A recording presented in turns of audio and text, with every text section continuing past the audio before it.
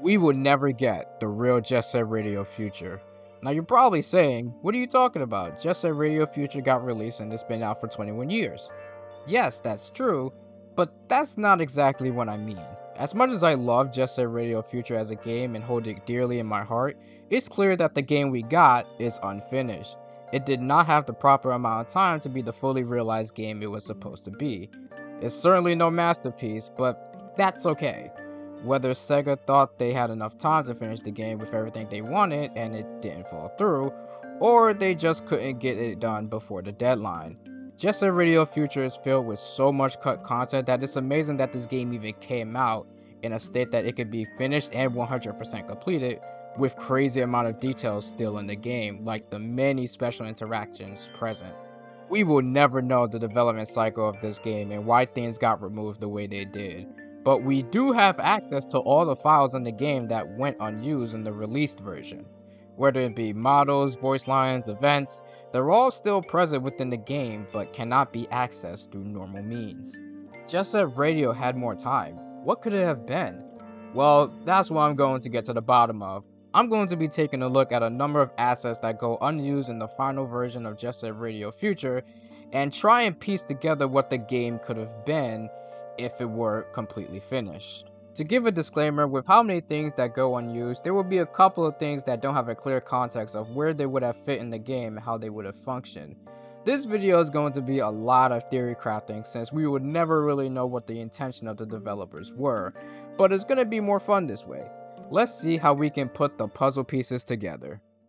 So when it comes to this game, the parts where I felt that was mostly put together well are Chapter 1, Chapter 2, Chapter 3 in the sewers, Chapter 4, the Death Ball chapter, and the Norse tank invasion. At least it didn't feel like anything massively substantial was cut. I think these chapters were structured well enough that progression felt natural as you went through each area.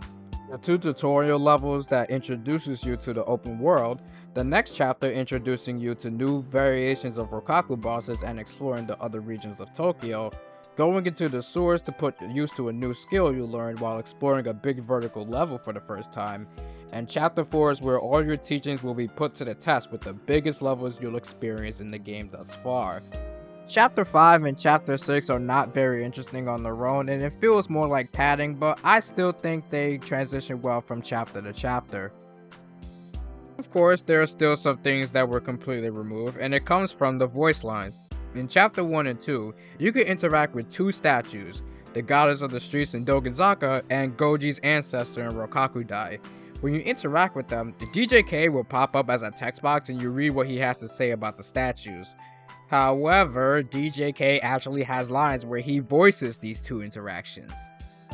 Whoa! Someone's kidnapped the goddess. That's bad karma, man. Bad karma. These right here are statues of Rokaku Goji's ancestors. Check this. Heads are gonna roll if you bust them up. It's definitely strange that they would remove these voice versions of the lines for no reason. Doesn't stop there, there's a couple more lines that go removed for confusing reasons. In Chapter 2, DJK has a number of voice lines for all of your interactions with the Rokaku group in each area. The Rokaku police just joined the party. Looks like they want to come out and play. We got a party now, baby. Rokaku police just showed up. I hear that freak Hayashi ain't slept in a week. All he wants to do is round up the boys as quickly as possible and head home to bed. Put them to sleep right where they are. Boy, that escalated quickly. At the start of Chapter 3, when going to the sewers, DJK has a dialogue box that feels like it should have been voiced, and it was voiced, but we didn't get the voice version in the final release.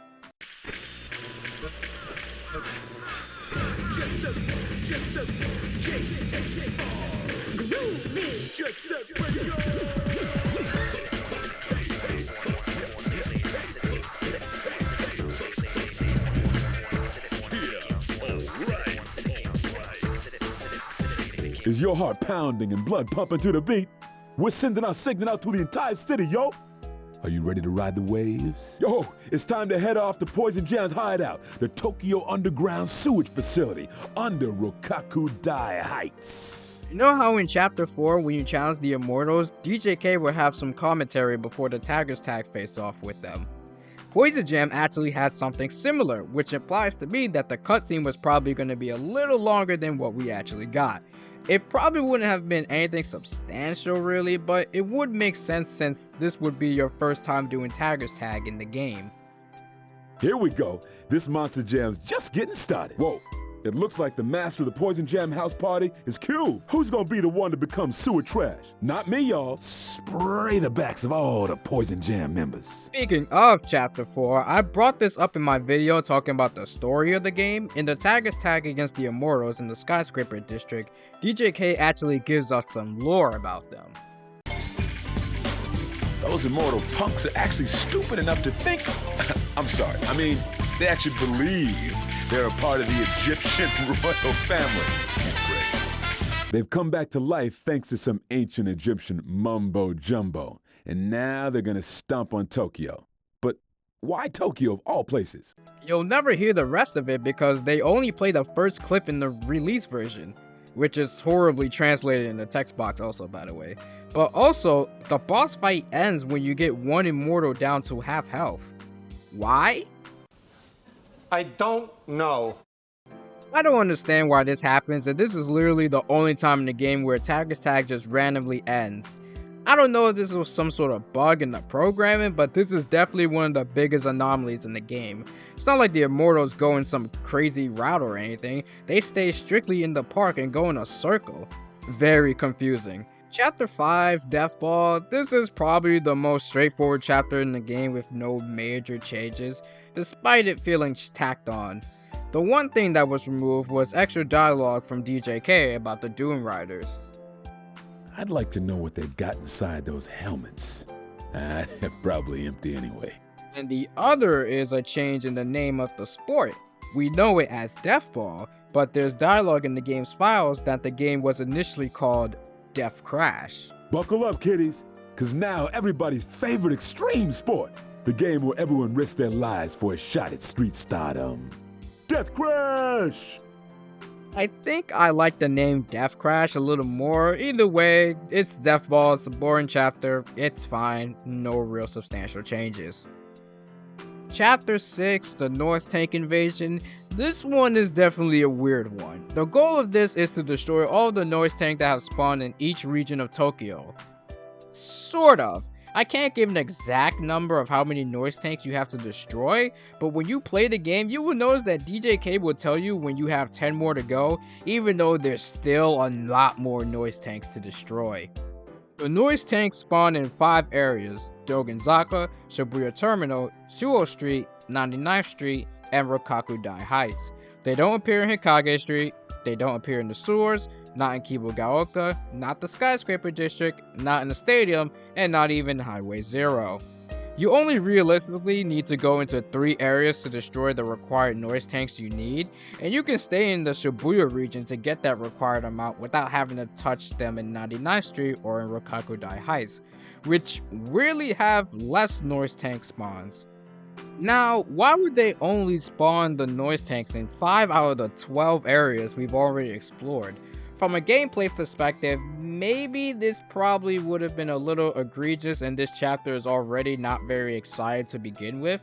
However, if they were only going to stick to 5 areas, why stop us so early when we could quickly get rid of them all in the other areas?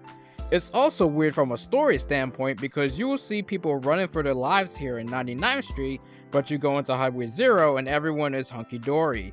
Like, there's still a robot invasion going on, why aren't you freaking out about this? After this though, this is where we start to see the cracks of where this game was undercooked and unfinished.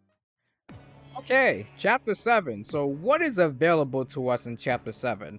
A lot of big things actually. This is the introduction of Clutch where you need the required graffiti souls to give him, he steals them and then you gotta get them back. Cube is now available to be recruited. There's the rematches against your opponents from the Death Ball chapter, the Doom Riders in a race, the Love Shockers in Flag Battle, and then the Immortals in Taggers Tag.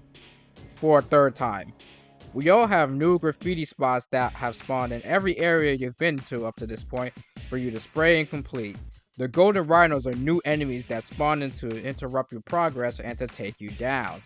After you finish recruiting Clutch, you unlock the fortified residential zone where you have to defuse bombs and defeat fighter jets to save Yo-Yo. That's a lot of content. This is really cool. It's almost like the final chapter of the OG game where all the levels combine together with new graffiti spots and the Golden Rhinos are trying to stop you. This is cool. But let's talk about what you really need to do to complete this chapter.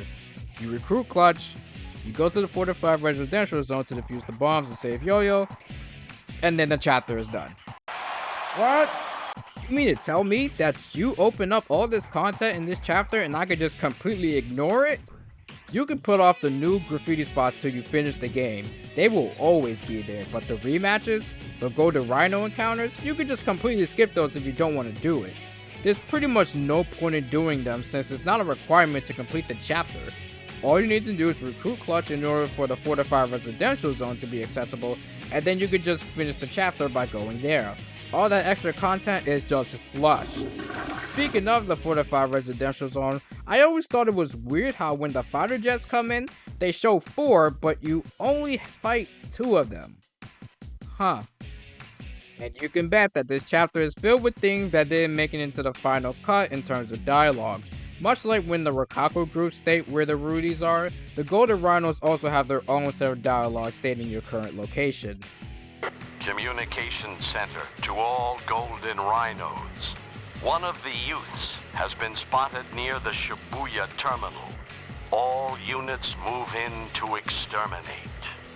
The Golden Rhinos spawn in Shibuya Terminal, Rokkaku-dai Heights, Kibogaoka Hill, the fortified residential zone, the skyscraper district, and Highway 0.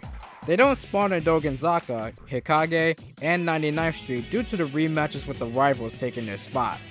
We'll get back to this. But there is one thing that got removed, well, sort of removed, that's present in Chuo Street. This is the Golden Rhino car boss fight. The Golden Rhinos come out in their whip and tries to run over the GGs to take them out. Your first question is probably, when does this happen? And your second question is probably, how come I've never seen this before? Well, this fight is not really in the game. Sort of. Going into this level normally, there's really no way of triggering this fight. Unless you're a speedrunner and know how to do perfect frame boost to clip through Chuo Street where this fight can suddenly be triggered. Yes, this is actually the only legit way you can do this fight. The only way I got this working was because swapping around the event files actually let the fight happen.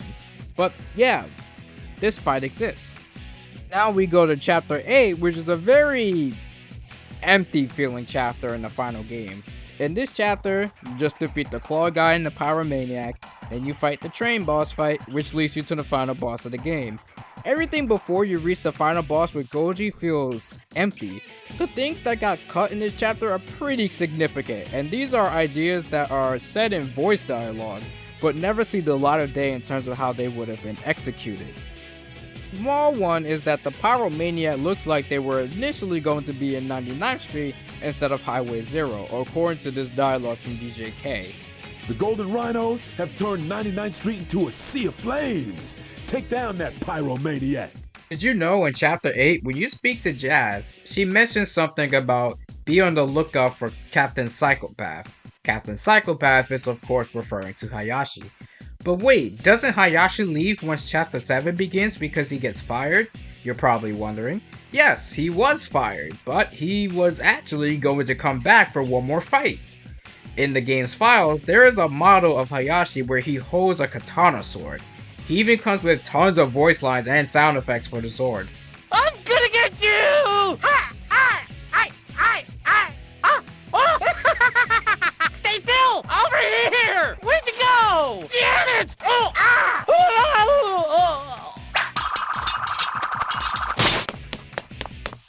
This had to have been cut pretty late into the game's development.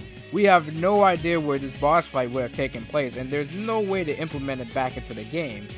So this boss fight will unfortunately never see the light of day. Speaking of boss fights that won't see the light of day, listen to these Golden Rhino sound clips involving NT3000, aka Big Yo-Yo. Communications Center to NT-3000. Exterminate the targets as planned. Communications Center to NT-3000. Use all necessary force to dispose of the targets. Communications Center to NT-3000. Reinforcements are on the way. Do whatever you can to exterminate the targets. Communications Center to NT-3000. Come in. Are you there? NT-3000, what is wrong? Sounds like somewhere during this chapter we would have had another encounter with fake Yo-Yo. What kind of encounter? No way to know. Maybe another Tagger's tag, but maybe have the Golden Rhino goons in some way? Honestly, it sounds like a really cool idea, but sadly, we won't truly know what this encounter could have been like because there's no semblance of this event anywhere in the files besides these sound clips. So back in Chapter 7, the Doom Riders and the Immortals were occupying Dogenzaka and 99th Street. So once we enter Chapter 8, Dogenzaka and 99th Street are now able to get their Golden Rhino fights to spawn since the rivals don't take their spots anymore. However, Hikage still doesn't get a Golden Rhino fight for some reason. The train boss fight actually has an unused cutscene that's still in the game's files that implies that you can fail it? Sayonara, Tokyo. My love.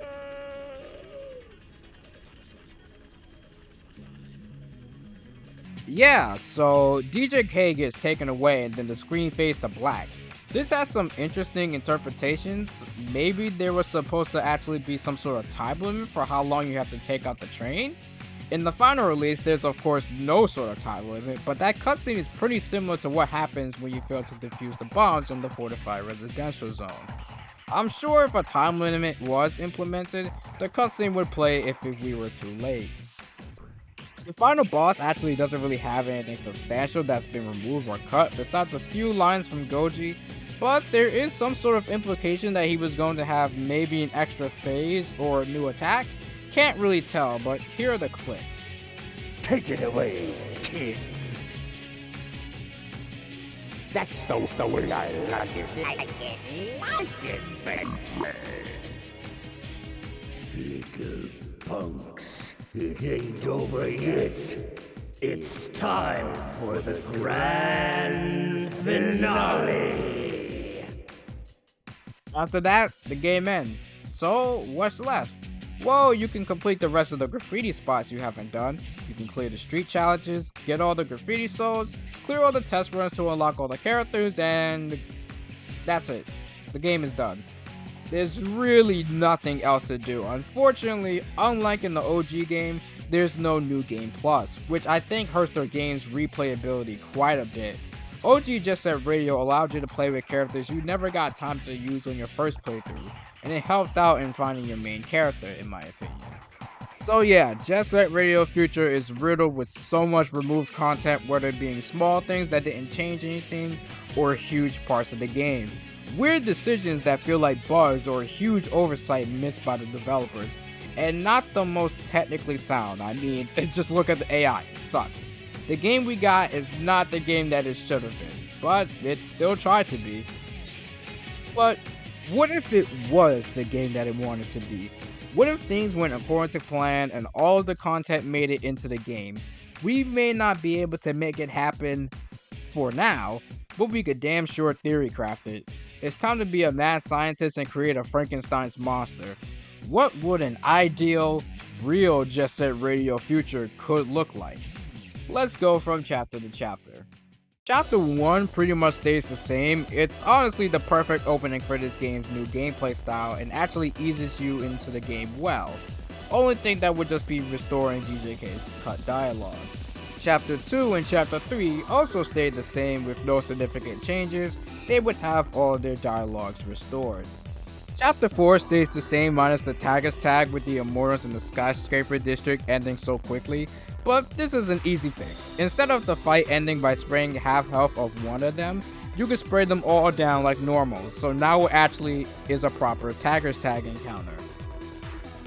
Chapter 5 is Deathball. It doesn't really need to be changed, although there should definitely be a reduction of time for how long you do running passes with Jazz. It's honestly ridiculous that it lasts for 2 minutes of just doing nothing. I know Deathball is very boring, but I think having the 3 races, it needs to be kept so that the rematches in Chapter 7 can happen. Personally, I would go with the Deathcraft name also. It sounds more grittier that way. Chapter 6, the Noise Tank Invasion. This one I had to sit on for a little bit. It was either going to spawn the Noise Tank in all the previous areas you've been to and destroy them all, or keep the 5 areas they spawn in and have destroying them all be a requirement. I think I'm gonna go with the second option since that would honestly be less tedious in general. While it may hurt the world building narratively, from a gameplay standpoint, having only 5 areas to deal with just feels better. Chapter 7, we finally reached the big one. I think the main reason why Chapter 7 is the way it is because of how Clutch was implemented. The main goal of this chapter is to get to the fortified residential zone and save Yo-Yo. The fortified residential zone open once you recruit Clutch, and you can skip a bunch of content that Chapter 7 spawns in. Clutch has actually done more damage to this game than good, but this could be remedied. Now we really start changing things significantly. Chapter 7 starts the same way with Clutch appearing and he steals your graffiti souls if you have the required amount, or you have to get the rest of them and then give it to him afterwards. You follow him, recruit him on the team, but the fortified residential zone is still not accessible. It's locked by a gate, just like how it was when you first entered the sewers. Say you go down to the sewers to see that the fortified residential zone is locked by a gate. A talk event pops up and it's dialogue from DJK saying something like, "According to Clutch, Yo-Yo is trapped in there by the Golden Rhinos, but we need to save the streets, man. Go use your graffiti to take it back." Letting us know that before we can progress, we have to deal with all of the rivalry matches, all the Golden Rhino encounters, and clearing all the new graffiti spots. Only then will the fortified residential zone open and we can save Yo-Yo. It all comes together nicely since while you're clearing up all the graffiti, you will have to deal with the Golden Rhino fights and rivalry matches along the way. Also, I think I'll move the Golden Rhino fights from Chapter 8 that's in Dogenzaka and 99th Street to this chapter instead, while also adding an encounter in Hikage Street. The car fight in Chuo Street is also restored. Chapter 8 is also going to be a bit of a challenge, because unlike with Chapter 7, we have 2 events that we have to add into random places for it to make sense. This is going to be a bit of a tough one, so I will try my best to see what I can do. So, the fight with the Claw guy stays in Chuo Street. The Katana Hayashi fight can happen after you defeat the Claw guy and go back to Shibuya Terminal. Hayashi can pop out of his car, go crazy, and he's coming at you with his sword, and then you just defeat him normally. I think the NT3000 encounter can be in 99th Street. It could be a tagger's tag against him, much like what you did with the Immortals, but now there's going to be Golden Rhino goons around the area to try and stop you, and he has the most health compared to everyone you've faced thus far. You defeat him, and then you go to Highway 0 to defeat the Pyromaniac. The train boss fight still happens, but now there's a 5-minute time limit to complete the train fight before DJK is taken away. Final boss fight with Zero Beat and Goji stays the same, but one thing that should be fixed is that Shibuya should stay dark after you defeat Zero Beat. I don't know why it reverts back to normal in the final version. So how about the post game? Well, I think that can be changed. In the final release, you can clear all of the street challenges and get all the graffiti souls early, but you will still be locked from doing the test runs because they force you to finish the game first. For this change, let the game reset from the beginning again, skipping the tutorial much like in the OG game. Any street challenges that were cleared and graffiti souls that were carried, it gets carried over into New Game Plus, and test runs are now open since you technically beat the game. From there, you now have access to completing all of the test runs to unlock the characters and be able to play them in the main story. Now you can play your favorite unlockable characters. With that, this is my ideal of what Jet Set Radio Future could have been if it was a more finished game. As much as I love theory crafting of what this game could have been if it had more time, truthfully, we will never know the full extent or story of what happened to this game and why it ended up the way it did. Despite its massive shortcomings though, Jet Set Radio Future still ends up being a very recognized and beloved game. It's a mess, that's for sure, but there is a beauty in this game's ugliness that I think makes it feel special. Thank you all for watching. If you enjoyed this video, make sure you leave a like and comment under the video and tell me your thoughts on it. And if you're interested in seeing more of my content, make sure you subscribe and hit the notification bell so you can know when my next upload is. And make sure to follow me on my Twitter so you can get updates of what I'm doing. Thank you all for watching, and have a great day.